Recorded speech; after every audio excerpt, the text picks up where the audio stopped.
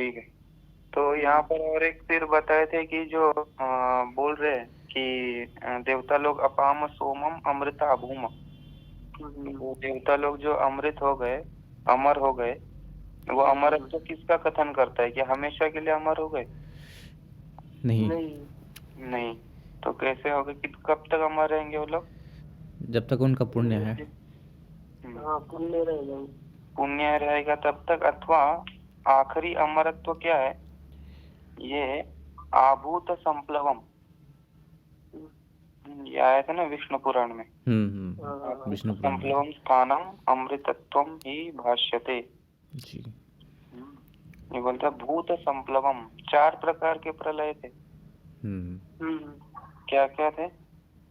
नित्य प्रलय, हाँ। नैमित्तिक प्रलय, प्राकृतिक प्रलय और आत्यंतिक प्रलय। आत्यंतिक प्रलय, नित्य प्रलय क्या होता है? स्वप्न सुषुप्ति नित्य प्रलय होता है। सुषुप्ति में जाते हैं तो नित्य प्रलय। और एक होता है नैमित्तिक प्रलय, इसमें क्या होता है? नैमित्तिक प्रलय में ये जन्म मृत्यु होती है क्या? ये ब्रह्मा जी का रात हो जाता है। जी। ब्रह्मा जी दिन में उठे हुए हैं तो संसार चल रहा है। जैसे ही रात हो जाती है, वो सो जाते हैं, तो इस संसार भी सब उन्हीं में लीन हो जाता है। ये नैमित्तिक प्रलय। यही भूत संप्लवम जो दिया था ना विष्णु पुराण में, आभूत संप्लवम। ये भूत संप्लवम यही है नैमित्तिक प्रलय, मतलब ब्रह्मा जी की रात। जी। तो जो देवताओं को मिलता है ना अमरत्व, तो ये यहीं तक मिलता है, ब्रह्मा जी की रात तक। जी। ब्रह्मा जी की रात हुई तो वो भी, उनका भी पूरा नाश हो जाएगा। फिर ब्रह्मा जी का सुबह होगा तो फिर से उनका जन्म होगा। जी। तो ये नैमित्तिक प्रलय। और प्राकृत प्रलय में ये ब्रह्मा देव का भी हो जाएगा। प्रलय है ना, नाश। ब्रह्मा जी का दिन होगा तो सृष्टि ही हो जाएगी, प्रलय नहीं होगा ना। प्राकृत में ब्रह्मा जी का 100 साल समाप्त हो गया। उनका पूरा आयु खत्म हो गया, तो उनका भी शरीर शांत हो जाएगा। शरीर शांत हो गया तो पूरा प्राकृत प्रलय, मतलब प्रकृति में सब चले जाएंगे सब। तो ब्रह्मा जी का आयु समाप्त होने के बाद ये प्राकृत प्रलय होता है। और लास्ट में आत्यंतिक, ये कब होगा? ब्रह्म ज्ञान के बाद में आत्यंतिक प्रलय। तो कौन सा प्रलय आप लोग को अच्छा लग रहा है? आत्यंतिक प्रलय अच्छा है। तो आत्यंतिक प्रलय करना पड़ेगा। आत्यंतिक प्रलय। जी। तो यहाँ तक है। तो आप अगर यज्ञ आदि करोगे तो आपको नैमित्तिक प्रलय तक तो अमरत्व मिल जाएगा, लेकिन पूरा हमेशा के लिए नहीं। फिर ब्रह्मा जी का दिन होगा तो फिर से सृष्टि में घुस जाओगे आप लोग। जी। तो वो अच्छा है ना, ये आत्यंतिक प्रलय वाला अच्छा है? ब्रह्म ज्ञान प्राप्त करो और फिर कभी सृष्टि था ही नहीं, था भी नहीं, है भी नहीं, रहेगा भी नहीं, तो फिर क्यों? फिर तो हमेशा के लिए मुक्त हो जाएगा। तो इसलिए बता दिया था, ये स्वर्ग आदि जो आपको अमरत्व देगा ये ज्यादा दिन तक नहीं है। जी। वो भी क्षय हो जाता है। संत महात्मा अवतार लेते, ये कैसा होते हैं? वो तो पूर्व जन्म का अगर किसी का संस्कार है तो ऐसे भी आता है कि एक जन्म वो अपनी इच्छा से और ले सकता है। मतलब यदि उसकी मुक्ति होने ही वाली है निश्चय रूप से, जी।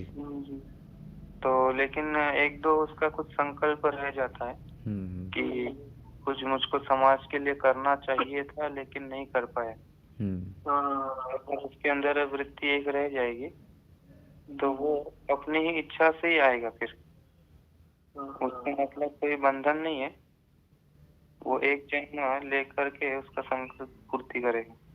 जी। ऐसे कई लोग, कई महात्मा ऐसे संसार को हिला के जाते हैं फिर वो लोग। जी। तो ऐसे ही। और प्रारब्ध भी अगर होगा तो भी हो सकता है उसका, अगर पूरा कर्म नाश नहीं हुआ, संचित कर्म, तभी भी हो जाएगा। जी जी तो ये हो गया था, ठीक है। आगे बता रहे, आगे बताया था कि सभी ये सब जो बता दिया कि दृष्ट उपाय जो आपका था, वो नहीं, वो जो अनुश्रविक उपाय था, वैदिक उपाय, वैदिक उपाय दृष्ट के समान था, और उसका कारण भी दे दिया कि वो अतिशय, क्षय और अविशुद्धि दोष से युक्त है जी। ऐसे बताने के बाद अभी बता रहे हैं कि 27 नंबर पे तदेत सर्वम अभिप्रेत्य आह, ठीक, ये सभी को अभिप्राय करके कहते हैं। किस सभी को अभिप्राय करके? वो सब जो बता दिया अभी, दृष्टवदानुश्रविकः सह विशुद्धि क्षयातिशय युक्तः, ये सब सुन करके आपको क्या अभिप्राय मिलेगा जी? जब आपको ये बता दिया कि आपका अनुश्रविक उपाय भी दृष्ट के समान ही है, उसमें भी दोष है, इसका क्या अभिप्राय हुआ? ये कि हमको अभी यही करना पड़ेगा, ये उपाय करने से आप क्या चिंतित निवृत्ति नहीं होगी। तो हमको इतना इसमें अभिप्राय मिल गया कि अनुश्रविक उपाय भी दृष्ट के समान ही हुआ, इसमें भी कुछ विशेष फल नहीं मिल रहा, विशेष फल नहीं मिल रहा।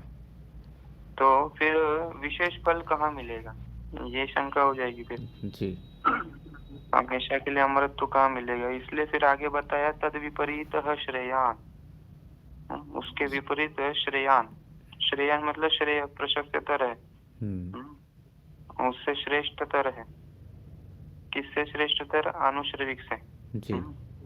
तो तद विपरीत, तो तद विपरीत में है तस्मात् विपरीत जी, पंचमी समास हो जाएगा। तस्मात् से ले लेने का अनुश्रविकात, अनुश्रविक उपाय से विपरीत है जो हमारा उपाय, तत्व ज्ञान वाला उपाय। और कैसा है? श्रेयान, श्रेयान मतलब श्रेष्ठतर है, अनुश्रविक से विपरीत उल्टा भी है, और उससे श्रेयान श्रेष्ठतर भी है, उससे ज्यादा श्रेष्ठ है। तो अभी देखो तस्मात् जो दिया, तस्मात् का भी यहाँ अर्थ बता रहे, तस्मात् अनुश्रविकात, तस्मात् का अर्थ क्या हुआ? अनुश्रविकात, अनुश्रविकात मतलब वैदिकात, मतलब वैदिक उपायात, उसी को बता रहे हो। अनुश्रविक कैसा है? बोलते दुख अपघातक उपायात, अनुश्रविक उपाय क्या है? बोलते दुख का अपघातक उपाय है।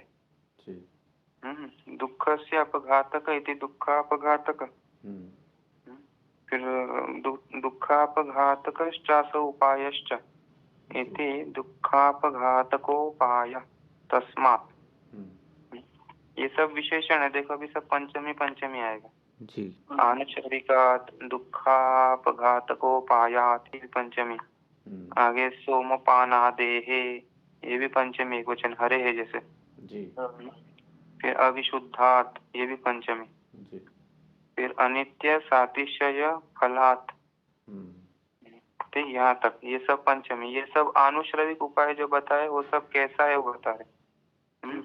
अनुश्रविकात, ये अनुश्रविक उपाय से, अनुश्रविक क्या है? बोलते दुखापघातक उपाय, दुख के अपघात, अपघात मतलब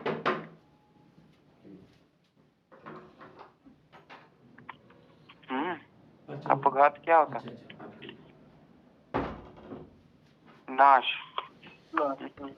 दुख के नाश का उपाय जो अनुश्रविक उपाय आपने बताया, नाश, दुख के नाश का उपाय अनुश्रविक, वो क्या है? बोलते सोमपानादेहे, कैसा है वो उपाय? बोलते सोमपान वाला, जो आप यज्ञ करेंगे उसमें सोमरस एक होता है, उसको पान किया तो आपको अमृत तो मिल जाएगा जी। तो अनुश्रविक उपाय कैसे? बोलते सोमरस पान, सोमरस पान आदि से लेने का दूसरा कोई यज्ञ है, ज्योतिषोम यज्ञ, अग्निशोमीय यज्ञ, आदे भी दिया हुआ है ना, सोमपान आदे है, तो आदि से दूसरे यज्ञ आदि कर्म ले लो, वो सब भी आ जाएगा, वो ही सब अनुश्रविक उपाय। और कैसा है? बोलते हैं अविशुद्धात, वो उपाय विशुद्ध नहीं है, शुद्ध नहीं है वो, उसमें हिंसा हो जाती है। आप पशु बलि दे दोगे, बीज का नाश कर दोगे, तो वो अविशुद्ध है, मतलब विशुद्ध नहीं है, अशुद्ध है। ऐसे अविशुद्ध है। और कैसे अनित्य, अनित्य क्षय हो जाता है, उसका जो फल आपको मिलेगा स्वर्ग, उसका नाश हो जाएगा, अनित्य। और सातिशय फलात् जी, सातिशय उसका फल, सातिशय अतिशय न युक्त, अतिशय दोष है उसमें जी। मतलब ये इससे बड़ा हो गया, ये छोटा हो गया, मेरे को ज्यादा मिला, उसको कम मिला जी, ये अतिशय दोष से युक्त हो गया। कोई इंद्र जाके बन गया, कोई सामान्य हो गया, तो अतिशय दोष से भी युक्त हो गया। अनित्य सातिशय फलात्, तो ये अनित्यश्च अतिशयश्च इति अनित्यातिशयौ। फिर अनित्य अतिशयौ फलौ यस्य इति अनित्य सातिशय फल तस्मात् बहुव्रीहि समास होगा, मतलब अनित्य और सातिशय फल है जिसका, ऐसे अनुश्रविक उपाय ये है। ठीक है, अनुश्रविक उपाय का देखो कितना विशेषण दे दिया। अनुश्रविक उपाय है दुख का अपघातक, दुख को नाश करने वाला उपाय। और कैसा है बोलते सोमपान आदि, और वो अविशुद्ध है, शुद्ध नहीं है, अनित्य है और सातिशय फल वाला है जी, अनित्य फल वाला है और सातिशय फल वाला। तो ऐसे, तो ये तस्मात् का अर्थ है। जो तद विपरीत में हमने समास किया, तस्मात् विपरीत, इति तद विपरीत, तो तस्मात् का इतना अर्थ कर दिया इन्होंने जी। आगे विपरीत, विपरीत का अर्थ दे रहे, विपरीत इससे विपरीत, अनुश्रविक उपाय से विपरीत होगा, मतलब उसका उल्टा होगा। उल्टा होगा तो कैसे उल्टा होगा? जैसे कोई सुंदर है, उसका उल्टा दूसरा कैसे होगा? असुंदर, असुंदर हो जाएगा। कोई विद्वान है, उसका अविद्वान, अविद्वान मूर्ख। ऐसे ही ये अनुश्रविक का उल्टा क्या होगा? ये अनुश्रविक था अविशुद्ध, ये था क्षय दोष से युक्त, और ये सातिशय था, तो उसका उल्टा क्या क्या होगा? विपरीत अनुश्रविक। अनानुश्रविक। हाँ, अनुश्रविक का गुण क्या क्या थे? 3 गुण थे, एक अविशुद्ध था, एक अनित्य था और एक सातिशय। अभी इनका विपरीत होगा वो हमारा उपाय तत्व ज्ञान। तो अविशुद्ध का उल्टा क्या होगा? हाँ, तो फिर अशुद्ध, शुद्ध हो जाएगा, विशुद्ध, विशुद्ध हो जाएगा, विशुद्ध का विशुद्ध हो जाएगा। हाँ, विशुद्ध, हाँ। और अनित्य का नित्य हो जाएगा, वो फिर नित्य हो जाएगा। और सातिशय का नित्य अतिशय ना, हाँ, निरतिशय, निरतिशय, हाँ, निरतिशय हो जाएगा। ऐसे उल्टा, इसलिए उसी को दे रहे। देखो विपरीत, विपरीत का अर्थ दे रहे विशुद्ध। वो अनुश्रविक उपाय है, अविशुद्ध था, लेकिन ये विशुद्ध है, इससे विपरीत है। क्यों विशुद्ध है, क्यों शुद्ध है? बोलते हिंसादि संकरा भावात, हिंसादि संकर नहीं होता इसमें। हमारे तत्व ज्ञान उपाय में कोई हिंसा होती है? नहीं। पशु बलि देते हैं उसमें? नहीं, इसमें कोई हिंसा नहीं। हिंसादि संकर अभावात जी, हिंसादि का मिश्रण नहीं होता, संकर नहीं होता, मिश्रण नहीं होता। संकर मतलब मिश्रण।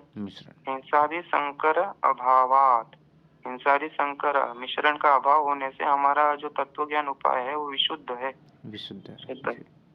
और वो वाला जो था वो अनित्य फल था, लेकिन इसका बोलते हैं नित्य। नित्य, वो अनित्य था और ये नित्य है। और वो सातिशय था, लेकिन इसमें बोलते हैं निरतिशय। इति फल।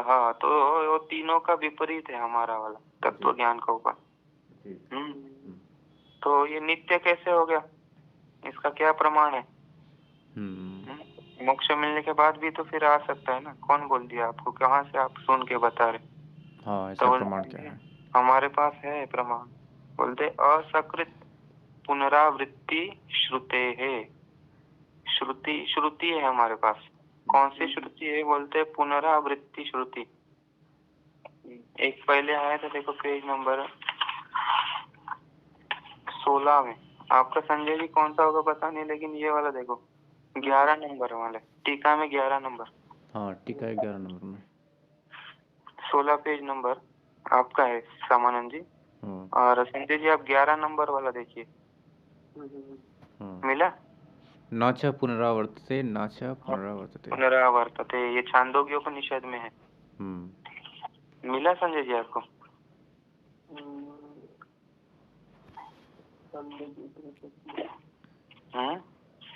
11 नंबर वाले में देखिए, अभी ये जो टीका चल रहा है ना दूसरे कारिका का, उसमें 11 नंबर वाला जो टीका है उसमें वो दिया है न च पुनरावर्तते न च पुनरावर्तते। मिला? ये विवेक्तव्य आगे है न च पुनरावर्तते न च पुनरावर्तते। यही श्रुति प्रमाण है कि वेद तत्व ज्ञान होने के बाद फिर वापस नहीं आता हो गया, तो वही इसलिए नित्य हो जाएगा। फिर न च पुनरावर्तते बोल दिया, वापस नहीं आता तो नित्य हो गया। और इसमें अतिशय दोष भी नहीं होता है। ऐसे हुआ कि मैं छोटा ब्रह्म ज्ञानी हूँ, वो बड़ा ब्रह्म ज्ञानी है, मैं छोटा आत्मा हूँ, वो बड़ा आत्मा है, ऐसे इसमें नहीं होता। ये तो सब एक ही आत्मा, एक ही हो गया, तो फिर कौन बड़ा कौन छोटा। सुने चैव स्वपाके च पंडिता समदर्शिनः। कौन क्या है वो श्लोक बड़ा? विद्या विनय संपन्ने ब्राह्मणे व्यवस्थिने तो क्या था शुरू में? विद्या विनय संपन्न। हाँ, विद्या विनय संपन्न ब्राह्मणे गवि हस्ती। विद्या विनय से संपन्न जो होगा, एक तो विद्या भी होनी चाहिए। विद्या मतलब ब्रह्म विद्या, आत्मज्ञान भी रहना चाहिए और विनय भी संपन्न होना, विनय भी होना चाहिए। ऐसा नहीं कि ब्रह्म ज्ञान होने के बाद भी कई लोग अहंकारी होते हैं, अपने अहम को छोड़ नहीं पाते कई लोग। जैसे कैलाश वालों को, अरे ये मत डालना उसमें, तो उसमें दिखता है। तो वो नहीं चाहिए, बोलते विद्या भी हो और अंतःकरण में विनय भी हो। अच्छा, अहंकार रहेगा तो फिर ब्रह्म ज्ञान कैसे हुआ? अहंकार तो रह गया। नहीं, ब्रह्म ज्ञान के लिए ये तो पूरा ये हो जाता है ना, मन अंतःकरण तो कुछ है ही नहीं। ये जितना भी आपका डेवलपमेंट होता है, साधुता, विनयता आना, ये सब बात अंतःकरण तक ही है जी। ब्रह्म ज्ञान का इससे कोई लेना देना नहीं। अच्छा।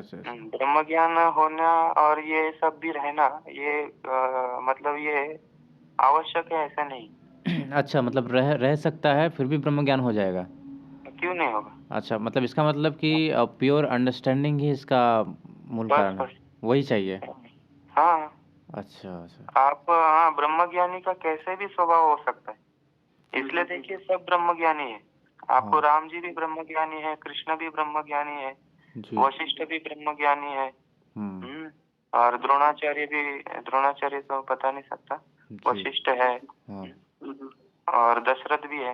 तो ये लोग सब ब्रह्म ज्ञानी। लेकिन देखो वेद व्यास जी है, सबका कार्य अलग अलग दिखेगा। मतलब उनका स्वभाव रह ही जाता है ना। स्वभाव तो अंतःकरण का है ना। अच्छा। अंतःकरण का डेवलपमेंट है वो। अच्छा। और ब्रह्म ज्ञान में क्या होता है, वो अंतःकरण के ऊपर उठ जाता है, उससे ऊपर चला जाता है। हाँ, वो तो अंतःकरण को भी वो मिथ्या समझता है। अच्छा। अंतःकरण में रहने तो कुछ संस्कार रहता है किसी का। लेकिन जब व्यवहार होना होता है तब तो वो भीतर के मन बुद्धि से ही होता है ना। हाँ, बस संसार में जैसे उतरेगा तो अपने अंतःकरण को लेकर ही उतरेगा। अच्छा। लेकिन ज्ञान में कोई कमी है किसी का अंतःकरण को लेकर के है, ऐसे नहीं बोल सकते। कोई कैसे भी व्यवहार करे, लेकिन हम ये नहीं बता सकते व्यवहार को देख के कि वो ज्ञानी है क्या नहीं। इसलिए पहचानना मुश्किल होता है, मुश्किल हो जाता है। क्योंकि वो अंतःकरण को भी वो अपने से भिन्न समझ लेता है, वो जान लेता है ये तो सत्वगुण रजोगुण तमोगुण का एक कार्य मात्र है।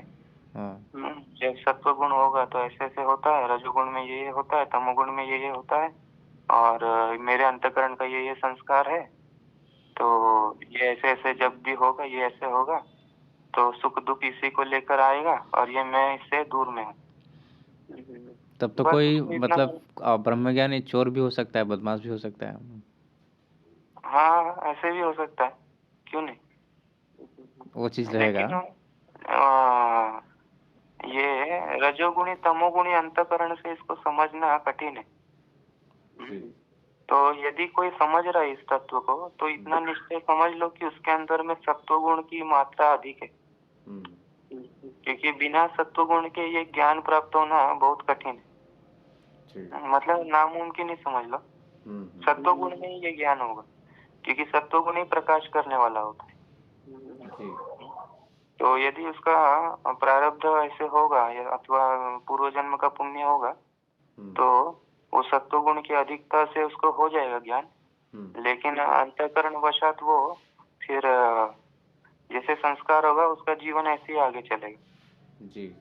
जैसे बिजली है, बिजली तो उसका काम है केवल उसको सबको एनर्जी देना। एनर्जी देना, ठीक ठीक है ना। अभी बिजली हमने बंद कर दिया तो पंखा थोड़ी देर तक घूमता रहेगा जी। तो उसका वही था, पंखा में यही गुण है, उसका घूमना ही संस्कार है, घूमना ही संस्कार है।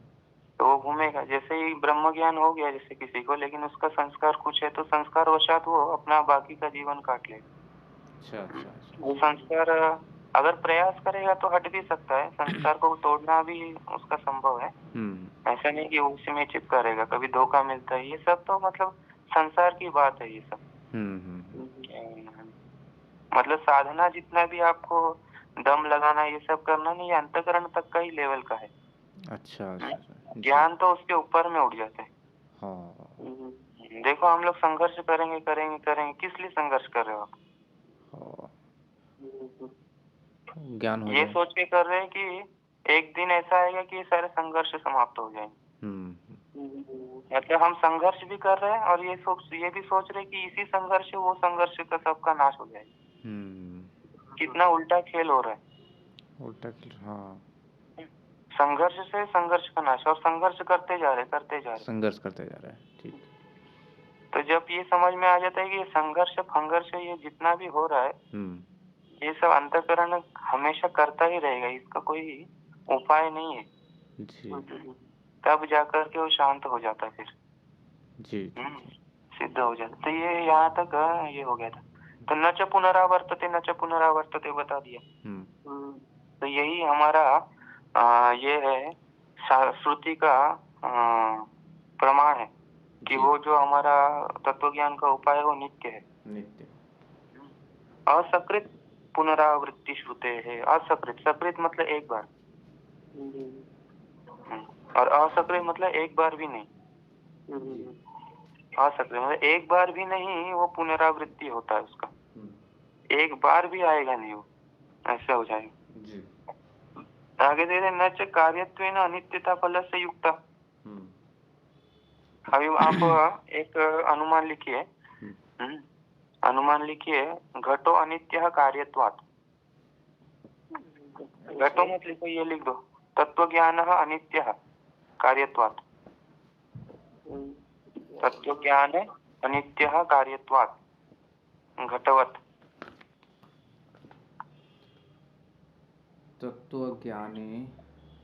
तत्वज्ञाने ज्ञानः अनित्यः कार्यत्वात् घटवत्। लिखा? हाँ, तत्वज्ञानः अनित्यः कार्यत्वात् घटवत्। हाँ, तो जैसे घट अनित्य है। क्यों अनित्य है?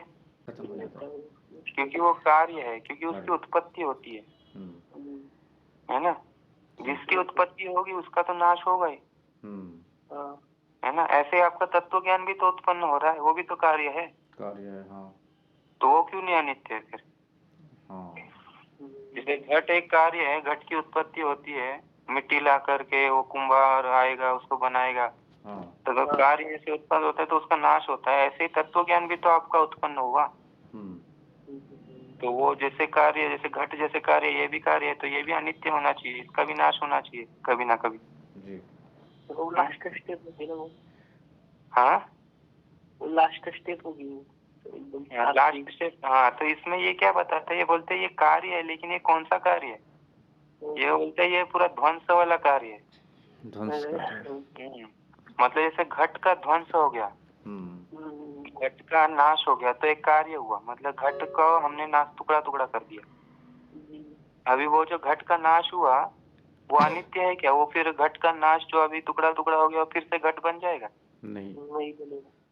मतलब आप जोड़ जोड़ के तो बना सकते हैं, आपको जोड़ जोड़ के फिर से बना दूंगा, लेकिन वो जोड़ जोड़ के वही घट बन जाएगा जो पहले था? नहीं, वही नहीं बनेगा। नहीं। तो ये वाला जो कार्य है ना, तत्व ज्ञान वाला, मोक्ष वाला ज्ञान, ये कार्य कौन सा वाला? ये ध्वंस वाला कार्य है, ये पूरा नाश कर देगा सबको। इसलिए ये अनित्य नहीं है, ये नित्य है, क्योंकि ध्वंस का फिर उत्पत्ति नहीं होती वापस। देखो दे रहे न च कार्यत्वेन अनित्यता फलस्य युक्ता। फलस्य मतलब मोक्षस्य। मोक्ष रूपी जो फल है वो कार्यत्वेन अनित्यता, मोक्ष रूपी फल में आप अनित्यता सिद्ध करोगे कार्यत्वेन, मतलब कार्यत्व हेतु के द्वारा, जैसे बताया ना तत्व ज्ञानो अनित्य कार्यत्वात्। तो कार्यत्व हेतु को लेकर के आप तत्व ज्ञान जो मोक्ष है उसको आप अनित्य सिद्ध कर रहे हो। ये न च युक्त, ये युक्ति युक्त नहीं है। कार्यत्वेन अनित्य, कार्यत्वेन हेतु, कार्यत्व हेतु के द्वारा। देखो हमने जो वहाँ पर अनुमान लिखा है ना, क्या अनुमान लिखा है? तत्व ज्ञान अनित्य कार्यत्व। तो उसमें एक हेतु होता है, एक साध्य होता है। उसमें हेतु क्या है बताओ? कार्यत्वात्। हाँ, कार्यत्वात् ये हेतु है। जो कार्य होने के कारण ऐसे बोल रहे हैं ना, तो ये हेतु है। और उसमें साध्य क्या है? तत्व ज्ञान अनित्य। अनित्य साध्य है, अनित्य को सिद्ध कर रहे हो आप। तत्व ज्ञान में अनित्यता सिद्ध कर रहे हो कार्यत्व हेतु से। तो वही दे रहे हो, कार्यत्वेन अनित्यता, कार्यत्व हेतु से आप अनित्यता सिद्ध करोगे। किसका बोलते फल? तत्व ज्ञान रूपी जो फल है उसका आप अनित्यता सिद्ध करोगे कार्यत्व हेतु से। वो न च युक्ता, वो युक्ति युक्त नहीं है। क्यों युक्ति युक्त नहीं है बोलते? भाव रूप से कार्य से तथात्वात्। जो भाव रूपी कार्य होते हैं ना, जैसे घट एक भाव रूपी कार्य है, पट हो गया, आपका पुस्तक हो गया, पेन हो गया, ये जो भाव रूपी कार्य होते हैं, यही लोग इन्हीं का कार्यत्व हेतु से आप अनित्यता सिद्ध कर सकते हो। जितने भी भाव वाले कार्य होते हैं। और जो अभाव वाला कार्य हो जाता है, घट ध्वंस हो गया, ये वाला जो नया कार्य उत्पन्न हुआ घट ध्वंस, इसको कार्यत्व हेतु से हम अनित्य सिद्ध नहीं कर सकते, क्योंकि वो ध्वंस का फिर से उत्पत्ति नहीं होता। देखो भाव रूप से कार्य से तथात्वा, भाव रूप कार्य उस प्रकार होता है। भाव रूपी कार्य ही उस प्रकार से होता है। कार्यत्व हेतु से अनित्य सिद्ध हो सकता है। तथात्वा मतलब कार्यत्व न अनित्यता। कार्यत्व हेतु से अनित्यता सिद्ध कहाँ कर सकते हो? केवल भाव रूपी कार्य नहीं कर सकते। मतलब जो आपको सामने दिखाई दे रहा है, भाव वस्तु सामने है, ऐसे वस्तु में ही आप कार्यत्व हेतु से अनित्यता सिद्ध कर सकते हो। लेकिन दुख प्रध्वंस से तो कार्यस्यापि तद वैपरीत्या।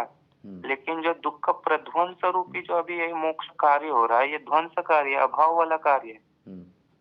दुख का प्रध्वंस हो गया, जैसे घट का ध्वंस हो गया, घट का ध्वंस रूपी जो कार्य हो गया उसको अभी आप अनित्य सिद्ध नहीं कर सकते कार्य होने के कारण।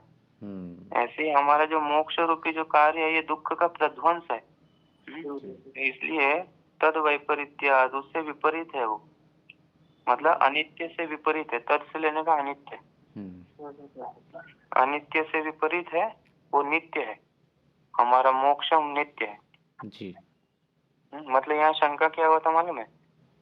शंका क्या हुआ था संजय जी, बोलिए।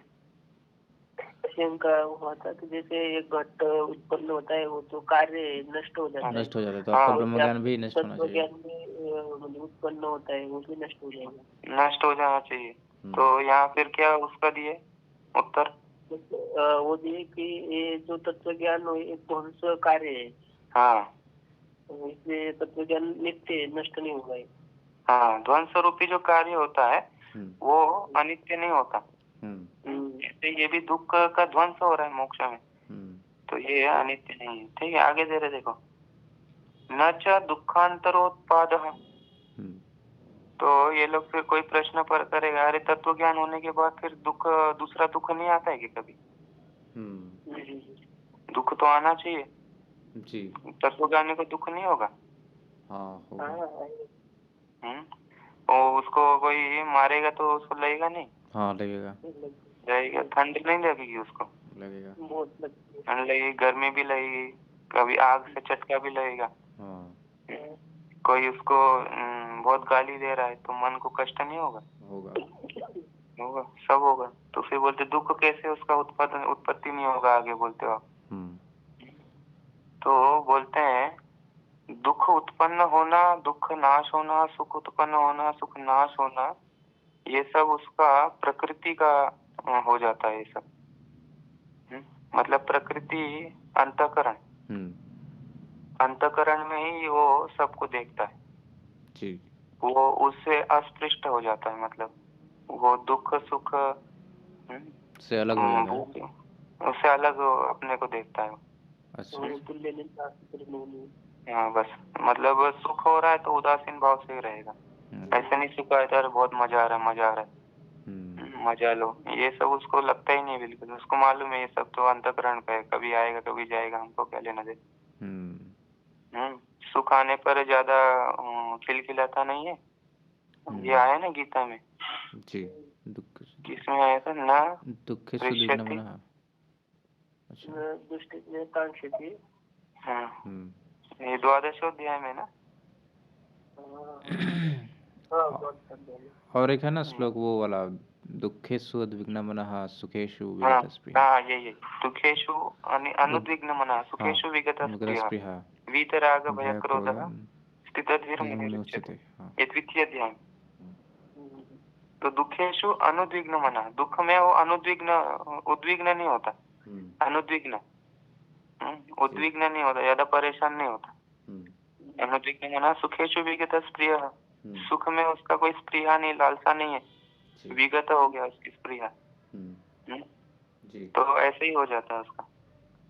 तो दे रहे देखो अभी दुखांतर उत्पाद, इनका देखो ये जो सांख्य वाले लोग कैसे बोलते हैं, ये लोग बोलते हैं जैसे मुक्ति हो गई ना, मुक्ति होने के बाद आपको प्रकृति दो चीज के लिए आपके पास है। प्रकृति दो चीज के लिए प्रवृत्ति होती है हमेशा, एक तो उस पुरुष को मुक्ति देने के लिए जी, और एक उस पुरुष को भोग देने के लिए। भोग देने के लिए, हाँ। प्रकृति का दो कार्य, भोग और अपवर्ग। तो जब दोनों काम हो गया, प्रकृति ने भोग भी भोग दे दिया और अपवर्ग भी हो गया, तो फिर क्यों प्रवृत्ति होगी बार बार? जैसे किसी ने किसी का काम कर दिया और उसको उसका पैसा मिल गया, दोनों अपने अपने ये हो गए, संतुष्ट हो गए, तो फिर क्या लेना देना फिर? जी। तो ऐसे ही कारण अप्रवृत्तो कार्य अनुत्पादात्, बोलते हैं जब कारण ही प्रवृत्त नहीं होगा तो कार्य कैसे उत्पन्न होगा फिर? कारण, कारण से लेने का इधर प्रकृति, प्रकृति, हाँ। प्रकृति जो कारण है, सभी सुख दुख का जो कारण प्रकृति है, उसकी अप्रवृत्ति होने पर, हाँ, कारण जो प्रकृति है वही अभी अप्रवृत्ति हो रही है, वो प्रवृत्ति नहीं हो रही, उसको मोक्ष दे दिया, तो कार्य अनुत्पादात्, तो जब कारण ही प्रवृत्ति नहीं हो रहा तो कार्य जो सुख दुख रूपी कार्य है वही नहीं उत्पन्न होगा। कार्य से लेने का सुख दुख, जी, दुख ले लो यहाँ पर, दुख का ही प्रश्न था, हाँ। तो जब प्रकृति ने भोग अपवर्ग दे दिया तो शांत हो गई, अभी वो ही प्रवृत्ति नहीं हो रही है, तो फिर उसका कार्य जो है सुख दुख कैसे होगा, कैसे होगा? जी। तो वही दे देखो, विवेक ज्ञान उपजन पर्यंतत्वाच्च, वो प्रकृति कब तक प्रवृत्ति होती है, कब तक सुख दुख देगी, कब तक हिलाते रहती है उसको, पुरुष को, यहाँ वहां पटकती रहती है, कब तक? बोलते विवेक ज्ञान उपजन पर्यंतत्वात्, जब तक आपको विवेक ज्ञान उत्पत्ति नहीं हो जाती तब तक। विवेक ज्ञान उपजन, उपजन मतलब उत्पत्ति, विवेक ज्ञान की उत्पत्ति पर्यंतत्वात्, वहां तक ही कारणस्य प्रवृत्तेः, वहीं तक ही आपके कारण की प्रवृत्ति होती है। प्रकृति की प्रवृत्ति तब तक ही होती है जब तक विवेक ज्ञान नहीं हुआ, जी विवेक ज्ञान हो गया तो प्रकृति का खेल खत्म। जी फिर वो सुख दुख कुछ नहीं देगी फिर। जी तो एतच्च उपरिष्टात् उपपादयिष्यते, ये बात ये लोग आगे बताएंगे। उपरिष्टात्, उपरिष्टात् मतलब आगे, आगे आगे के कारिका में उपपादयिष्यते, उपादन करेंगे आगे। उपपादयिष्यते भविष्यते लृट लकार का रूप करेंगे। कौन से में करेंगे मतलब 66वीं कारिका में। 66वीं कारिका आगे आएगी उसमें बताएंगे जी। आगे बता रहे अक्षरार्थस्तु।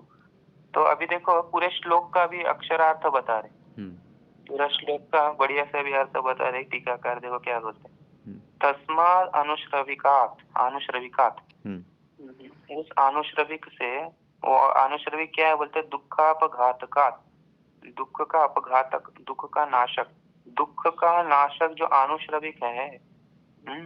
आगे हेतु हो, ये सब पंचमी है देखो, तस्मात् अनुश्रविका दुखापघातकात् हेतु हो, ये सब पंचमी है, एक दूसरे के विशेषण है। तो उस अनुश्रविक दुख के अपघातक हेतु से,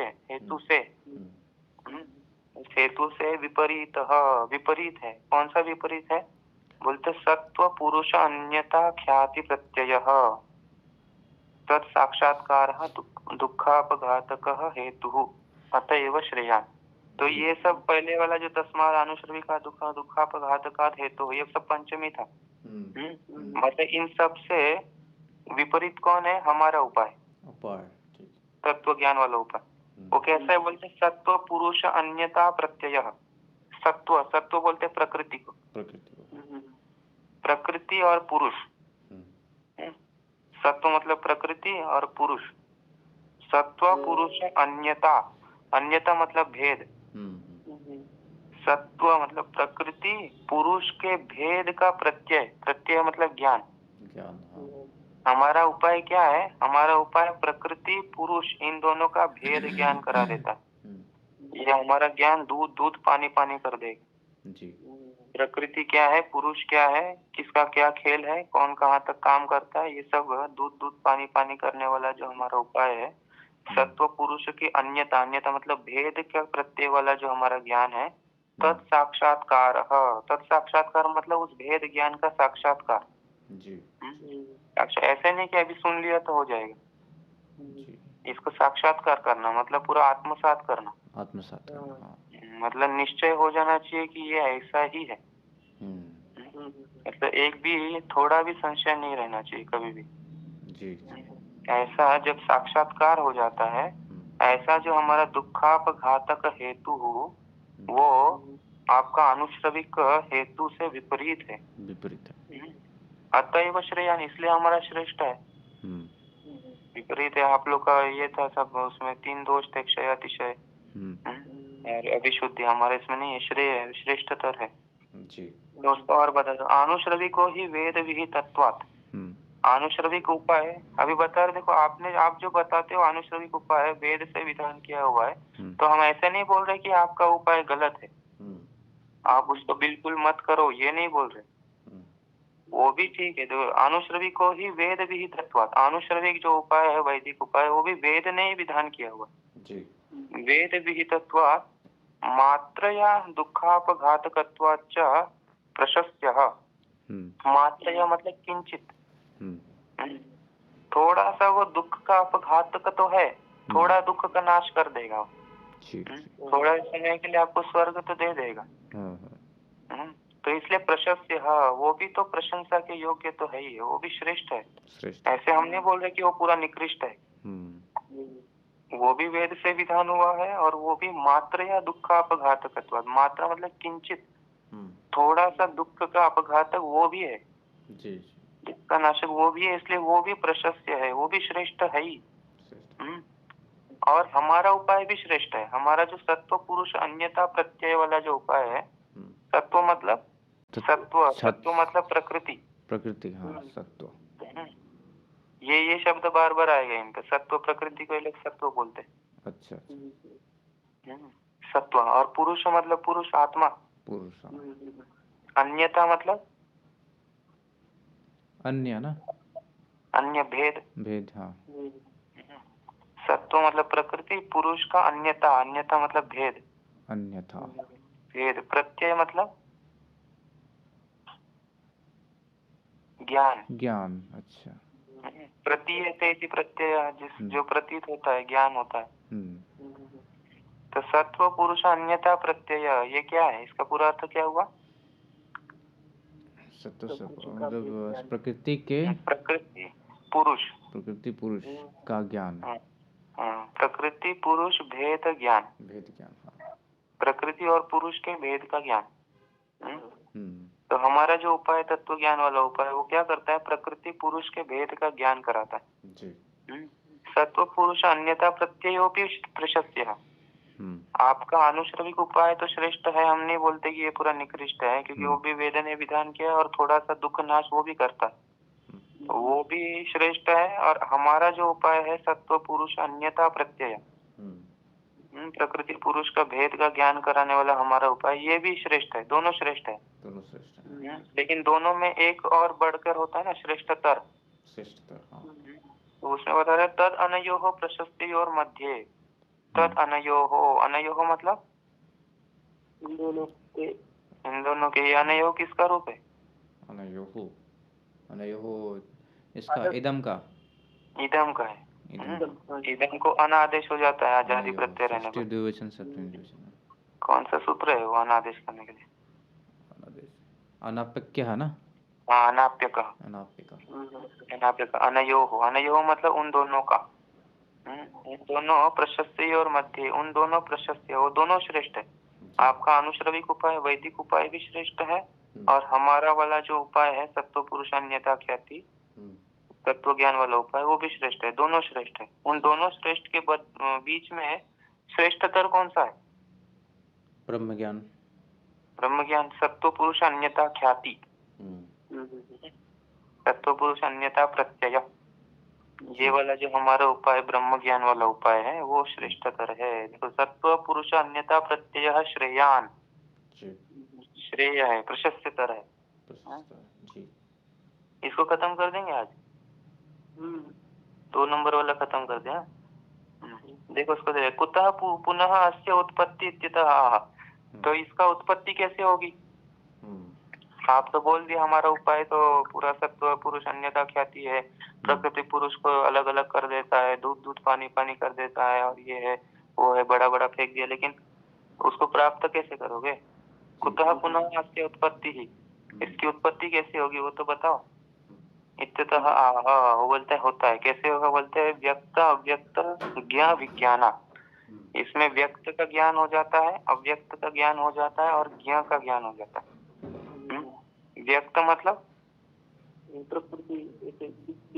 जो आपको स्पष्ट दिखाई देता है, जैसे आप भूत देख सकते हो, ये पृथ्वी आदि, पृथ्वी जल आकाश वायु तेज, ये देख सकते, ये भी व्यक्त है। आपकी इंद्रियों को अनुभव कर सकते हैं या नहीं?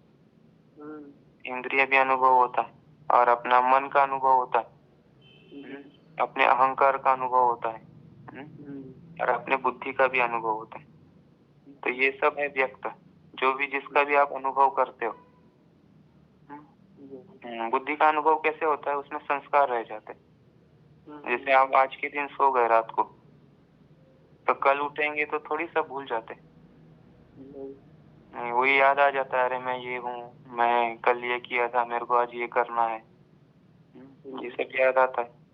तो इससे ज्ञान होता है कि एक बुद्धि तत्व है जिसमें सब संस्कार जाके रहते हैं, उसमें विलीन होते हैं, और जैसे ही आप उठते हो तो वो अहंकार के साथ सब जागृत हो जाते हैं, तो बुद्धि का भी ज्ञान होता है। तो ये सब व्यक्त है, बुद्धि तक सब व्यक्त होता है, मतलब सबका आप अनुमान के द्वारा ज्ञान कर सकते हो, या फिर प्रत्यक्ष के द्वारा भी ज्ञान कर सकते हो, ये सब व्यक्त है। अव्यक्त क्या है? जिसको आप समझ नहीं पाओगे, कोई भी प्रमाण से नहीं समझ पाओगे। जैसे प्रकृति को समझना बहुत कठिन है। प्रकृति क्यों नहीं है? क्योंकि वो है सत्वगुण रजोगुण तमोगुण, ये सब मतलब सम मात्रा में रहते हैं प्रकृति में, इसलिए कोई भी कार्य उत्पन्न नहीं होता उस समय। तो वो वाला अव्यक्त है, उसको समझना कठिन है। प्रकृति अव्यक्त है, और ज्ञान है पुरुष, ठीक है, तो 3 तत्व है इसमें, एक व्यक्त, अव्यक्त और ज्ञान। व्यक्त आ गया पूरा संसार बुद्धि तक, अव्यक्त हो गई प्रकृति और ज्ञान हो गया पुरुष। इनका ज्ञान करा देता है। तो उसको दे देखो, व्यक्तंच अव्यक्तंच ज्ञश्च, समास बता दिया। अव्यक्त अव्यक्त ज्ञाहा, इतर इतर द्वंद्व समास बता दिया। तेषां विज्ञानम विवेकेन ज्ञानम, उनका विज्ञान, विज्ञान मतलब विवेक के द्वारा ज्ञान, मतलब उसका स्पष्ट ज्ञान हो जाए। आगे दे रहे कि व्यक्त ज्ञान पूर्वकम अव्यक्तस्य तत्कारणस्य ज्ञानम। प्रकृति का ज्ञान कब होगा स्पष्ट? बोलते हैं व्यक्त ज्ञान पूर्वकम। आपको जब व्यक्त का ज्ञान स्पष्ट रूप से होगा तभी आप अव्यक्त का ज्ञान स्पष्ट रूप से कर सकते हैं। जैसे आपको दिखा दिया कि ये वस्तु आपके सामने दे दी, उस वस्तु को आप सही से समझोगे तब आपको पता चलेगा कि इसका जो बेसिक मटेरियल वो क्या क्या है जी, है ना। तो ऐसे ही आपको ये व्यक्त का जब तक ज्ञान नहीं होता तब तक अव्यक्त प्रकृति का ज्ञान नहीं हो पाएगा। इसलिए व्यक्त ज्ञान पूर्वकम अव्यक्तस्य तत्कर्णस्य ज्ञान। अच्छा, व्यक्त कहाँ से कहाँ तक है? पृथ्वी से क्या बोले थे आपने? पृथ्वी आदि भूत से लेकर के बुद्धि तक। बुद्धि तक। देखो इनका सृष्टि क्रम कैसे होता है, ये भी तीसरी कारिका में आएगा। पुरुष जो है वो सबसे निर्लेप है, वो कुछ नहीं करता जी। फिर प्रकृति सब कार्य करती। प्रकृति मूल है इनका। प्रकृति को ये लोग प्रधान भी बोलते हैं। प्रधान, हाँ। उससे उत्पन्न होगा महत। महत, महत मतलब बुद्धि। बुद्धि। उस बुद्धि से उत्पन्न होगा अहंकार। अहंकार, हाँ। उस अहंकार से उत्पन्न होता है पंच तन मात्रा। तन मात्रा, हाँ। उस पंच तन मात्रा से उत्पन्न होंगे 5 ज्ञानेंद्रिय, 5 कर्मेंद्रिय, 5 भूत और एक मन। मन, हाँ। ये 16। तो ऐसे 25 पदार्थ हो जाते हैं। 25 हो जाते हैं, हाँ हाँ। जी। तो ये बुद्धि महत तक जितने भी है ना, वो महत तक इनका व्यक्त है सब, महत पर्यंत। और अव्यक्त है प्रकृति और एक पुरुष ज्ञा है। तो देखो ये जो महत है, ये महत से लेकर के पूरा सृष्टि जो है, इसका कारण कौन है? महत का कारण बुद्धि, प्रकृति। पूरी सृष्टि का कारण प्रकृति है ना। वो प्रकृति का ज्ञान करने के लिए ये व्यक्तों का ज्ञान अच्छे से होना चाहिए। इस व्यक्तों का अच्छे से ज्ञान होगा कि कौन सा क्या है, किसमें क्या गुण है, कौन सा सत्वगुणी है, कौन सा रजोगुणी है, कौन सा तमोगुणी है जी। तो जब आप इसको सबको गुण के अनुसार देखने लग जाओगे, ये सत्वगुण है, ये रजोगुण है, ये तमोगुण है, सब संसार को गुण रूप से देखने लग जाओगे, तब आप अच्छे समझ सकते हो कि इसका जो बेसिक मटेरियल सत्वगुण, रजोगुण, तमोगुण, ये बेसिक मटेरियल जहाँ से आया है प्रकृति से, वो प्रकृति कैसी होगी तब समझ में आएगा। हाँ हाँ हाँ, है ना। महाराज वो इसमें गीता में लिखा है ना, वो 7वें अध्याय में क्या, वो ज्ञानम विज्ञान सहित ऐसा कुछ। हाँ, ज्ञान विज्ञान सहित यज्ञ ज्ञात्वा मोक्ष से शुभात। तो ये तो है ही है जी। ज्ञान विज्ञान के सहित ही होना चाहिए। विज्ञान मतलब विवेक है ना, ज्ञान जी। ये कोई श्रद्धा भक्ति वाला खेल नहीं है। हमारा जो मार्ग है ना तत्व ज्ञान वाला, इसमें श्रद्धा हो गई, भक्ति हो गया, अरे ये तो एकदम बहुत ये हो रहा है, एकदम सही बोला, ये नहीं। आपको जब तक पकड़ में नहीं आया, बुद्धि का एक एक नस खुला नहीं, तब तक पूछते रहो। हाँ। क्यों हमको नहीं हो रहा है क्लियर, क्या खेल चल रहा है, सब ऐसे ही बता देते कि ये ऐसे हो गया, इसको ऐसे ब्रह्म ज्ञान हो गया, ये मुक्त हो गया, ये इसको कुछ नहीं। कैसे हो, हमको क्यों नहीं हो रहा फिर? हम तो करोड़ों विषय में फंसे हुए। बिल्कुल बिल्कुल। और ये लोग एक चुटकी में कैसे हो जाता है इनको। हाँ। और एकदम इतना स्पष्ट रूप से एकदम चैलेंज देके बोलते हैं कि वो फिर एक बार ज्ञान होने के बाद फिर कभी फंसता ही नहीं वो। ऐसे कहते हम तो हजारों बार फंस रहे जी जी। हमको भी बताओ इसमें क्यों हम क्यों, मतलब जिसने भी प्राप्त किया होगा जाके पूछना चाहिए। ये सब हमारा ये मार्ग नहीं है, हमारा एक एक स्पष्ट, ये बुद्धि लेवल वाला मार्ग है। ये बुद्धि के वहाँ बुद्धि तक जाकर के ये पूरा हटाता। और बाकी में क्या है, मन तक आपका कार्य हो जाएगा जी। जैसे जब ध्यान किया, ये सब करने से मन थोड़ा शुद्ध हो जाएगा, अंतःकरण एकाग्र होगा। लेकिन हमारा क्या है, बुद्धि का संस्कार को ही पलट देता है। जी आपका नजरिया बदल देगा, पूरा दुनिया को देखने का नजरिया बदल देगा। जी। और ये दुनिया में आपका अंतःकरण, शरीर, मन, प्राण सब आ जाएंगे।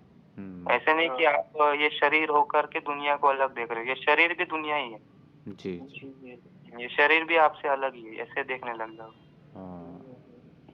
तो व्यक्त ज्ञान पूर्वकम अव्यक्तस्य तत्कारण से ज्ञानम। व्यक्त के ज्ञान के पूर्वक ही अव्यक्त का ज्ञान होता है, प्रकृति का ज्ञान होता है। और वो प्रकृति क्या है? तत्कारण, मतलब व्यक्त, तत्से लेने का व्यक्त कारण। पृथ्वी आदि का कारण प्रकृति है। व्यक्त का सभी का कारण प्रकृति है। तो व्यक्त का कारण जो प्रकृति है, उसका ज्ञान कब होगा? व्यक्त के ज्ञान के बाद ही होगा अव्यक्त का ज्ञान। तयोश्च पारार्थ्येन आत्मा परो ज्ञायते। फिर जब इन दोनों का ज्ञान हो जाता है, तब आपको खेल समझ में आता है कि ये लोग ऐसे कर क्यों रहे, आखिरकार ये संसार ये ऐसे चल क्यों रहा है, ये दुनिया ऐसे क्यों हो रहा है, ये सब ये नियम कौन बनाया है इसको। ये सब ऐसे जन्म होता है, फिर थोड़े सुख दुख आता है, फिर मरता है, ये चक्र चला क्यों रहे हैं ये सब। तभी आपको समझ में आएगा ये सब जो व्यक्त और अव्यक्त, तयोहो च, तयोहो मतलब व्यक्त अव्यक्त योहो, व्यक्त और अव्यक्त का ये जो खेल है, किस लिए बोलते हैं? पारार्थ्येन।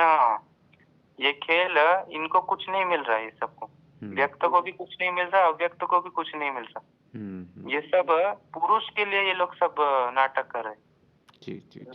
एक चेतन तत्व इनको समझने वाला है, उसी के लिए ये सब खेल हो रहा है। जैसे छोटा बच्चा नाच के कभी दिखाता है, कभी हंसता है, कभी रोता है, बहुत नाटक करता है। तो उसको मालूम है कि मैं ऐसे करूंगा तो वो सामने वाला थोड़ा मुझको प्रेम करेगा। थोड़ा कभी चॉकलेट दे देगा, कभी रोएंगे तो थोड़ा लाड कर लेगा। जब उसको मालूम पड़ गया कि नहीं मेरे को कोई देखने वाला ही नहीं है, तो फिर वो सब नाटक करना छोड़ देगा। तो आपको ये समझ में आ जाए, ये सब जो खेल है, व्यक्त और अव्यक्त का जो खेल है, वो पारार्थ है, पर के लिए है, वो दूसरे के लिए। दूसरे के लिए मतलब आत्मा के लिए। मतलब आत्मा को सुख दुख देना और अपवर्ग देना, इतना ही उसका प्रयोजन। पारार्थेन आत्मा परो ज्ञायते। जो पर मतलब श्रेष्ठ, श्रेष्ठ जो आत्मा का भी ज्ञान हो जाता है। इति ज्ञान क्रमेण अभिधानम। ऐसे ज्ञान का क्रम का अभिधान कर दिया। पहले व्यक्त का ज्ञान हम लोग कराएंगे अच्छे से, उसके बाद अव्यक्त का ज्ञान करेंगे अच्छे से, उसके बाद में आपको ये समझ में आएगा कि ये दोनों जो भी है ये परार्थ है, ये इनका खुद का कुछ काम नहीं है, ये दूसरे के लिए, पुरुष के लिए सब ये लोग लीला करते हैं। ये अभिधानम एतद उक्तम भवति। देखो कैसे होता है ज्ञान। बोलते श्रुति स्मृति इतिहास पुराणेभ्यो व्यक्तादीन विवेकेन श्रुत्वा। अभी व्यक्तों का ज्ञान कैसे होगा? व्यक्तों के ज्ञान के लिए बोलते हैं कि व्यक्त मतलब बुद्धि तक, भूत, इंद्रिय, मन, पंचतन मात्रा, अहंकार, बुद्धि, यहाँ तक जो कैसे बोलते हैं? श्रुति स्मृति इतिहास पुराणेभ्यो। आप श्रुति पढ़ो, स्मृति पढ़ो और इतिहास पढ़ो, मतलब महाभारत और रामायण ये सब, और पुराण पढ़ो, 18 पुराण। उनके बाद उनसे आपको व्यक्तादीन विवेकेन श्रुत्वा, उनसे आपको व्यक्तादियों को, व्यक्तादीन द्वितीय बहुवचन है, व्यक्तादि जितने भी है बुद्धि पर्यंत, उसको विवेक से उसको श्रवण करो। ये पहला स्टेप है, श्रवण करना। फिर शास्त्र युक्त्या च व्यवस्थाप्य, शास्त्रीय युक्ति से उसको व्यवस्था करो, व्यवस्थापन करो, मन में निश्चय करो, मनन करो, ये ऐसे क्यों बताया, ये ऐसे क्यों बताया, ऐसे कैसे होता है। और वो भी शास्त्र युक्ति से, ऐसे नहीं कि आप नास्तिक दर्शन से उठा के कुछ भी लेकर के इसका खंडन करिए, नहीं, शास्त्रीय युक्ति से उसको अपने बुद्धि में निश्चय करो उस एक एक तत्व का। फिर क्या करेंगे? बोलते दीर्घ काल आदर नैरंतर्य सत्कार सेवितात भावना मया विज्ञाना। बोलते फिर आपको दीर्घ काल तक अभ्यास करना पड़ेगा इस ज्ञान का। मतलब ऐसे नहीं आज पढ़ लिया बस हो गया मेरे को ज्ञान, ये नहीं, दीर्घ काल तक इसका अभ्यास करना पड़ेगा, रोज श्रवण करना पड़ेगा। फिर आदर पूर्वक हो भी, ऐसे नहीं कि हाँ चलो जैसे 1 घंटा बैठना ही है, हम लोग केवल बैठे हैं बस, उसमें कोई गाना लगा के सुन रहा है, कोई दूसरा पुस्तक पढ़ रहा है, ये नहीं। आदर पूर्वक कल्याण ऐसे है आदर पूर्वक। और नैरंतर्य, दीर्घ काल तो कर रहा है लेकिन निरंतरता नहीं है। बस 2 महीना पढ़ा फिर गाँव भाग गया। ऐसे 10 साल तक तो पढ़ने के लिए है वो, लेकिन थोड़ा सा पढ़ के फिर भाग जाता है, फिर थोड़ा पढ़ के भाग जाता है। ये नहीं, दीर्घ काल 10 साल तक रहना, ऐसे भागते रहना, ये नहीं, निरंतर लगे रहो उसमें। निरंतर और सत्कार ऐसे अब सेवन करोगे उसका तो भावनामय, ऐसे भावना विज्ञान, ऐसे भावनामय विज्ञान से ही आपको तत्व ज्ञान होगा। तथा च वक्ष्यति, उसको आगे 64वें कारिका में बताएंगे। एवं तत्वाभ्यासात् नास्मि न मे नाहम इति अपरिशेषम अविपर्याद विशुद्धम केवलम उत्पद्यते ज्ञानम। ये जो ज्ञान है, केवल ज्ञान, वो कैसे उत्पन्न होता है? बोलते हैं एवं तत्वाभ्यासात्, तत्व का जैसे जैसे अभ्यास करोगे, बार बार चिंतन करोगे कि ये सब प्रकृति का खेल है, सत्वगुण रजगुण तमगुण का खेल है, मन बुद्धि अहंकार ये सब ऐसे ही खेलते रहते हैं, लोग नाचते रहते हैं।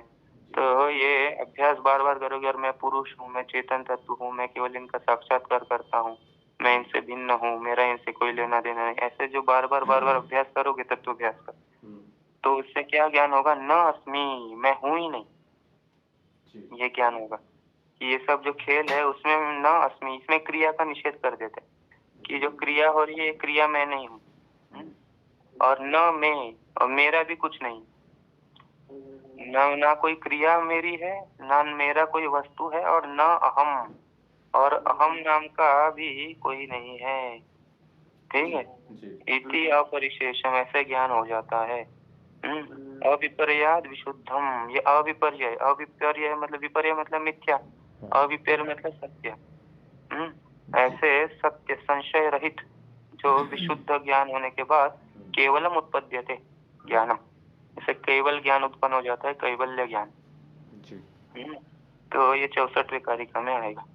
तो यहाँ तक द्वितीय कारिका खत्म हो गई, तो बाकी कल करता। ठीक है। ओम पूर्णमतः पूर्णमिदं पूर्णात् पूर्णमुदच्यते पूर्णस्य पूर्णमादाय पूर्णमेवावशिष्यते। ओम शांति शांति शांति।